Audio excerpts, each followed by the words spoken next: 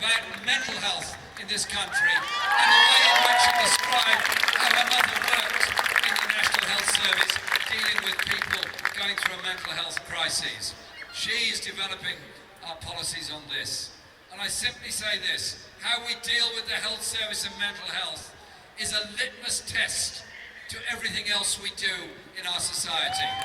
The health service, free point of use of the human right, is something Nye Bevan fought for and achieved. This government simply doesn't get it. They do understand the power of the words NHS. They quote them often enough, but they also understand the power of the market of the NHS. They quote that less often, but they think about it every moment.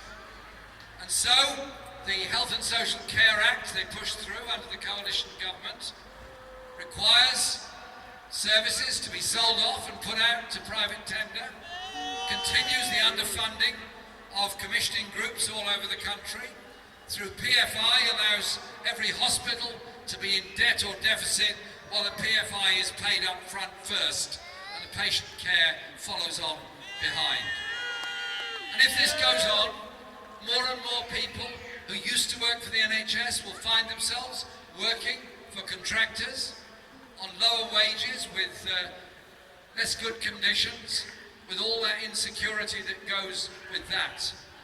And gradually, you'll see the private medical industry biting around the edges and then biting further and further into our National Health Service.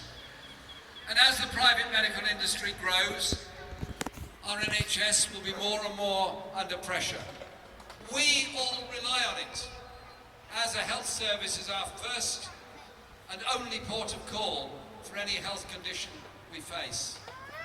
I don't want, and none of us will ever allow it, to become a health service of last resort for those that can't afford to go private. It's our health service. It's fair. The health service also has to deal with the inequalities and injustices of society. Diane was quite right to speak about the mental health crisis. There's a lot of us here tonight. A quarter of us at some point in our lives are going to go through a mental health crisis. Stress, pressure, all kinds of things. Some of us will be lucky. We'll have loving friends, relatives, family, partners who'll see us through and help us through and support us all the way through. Some will access services that aren't there. Some will access the voluntary sector, which will do its best, but might not have the funding to do it. And some, because of prejudice, because of stigma, because of the language the rest of us use, will feel they can't tell anybody they're stressed, frightened of their career prospects, their job, or anything else, will end up in a lonely and bad place.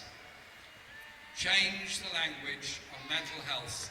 Reach out to everybody in genuine, characteristic.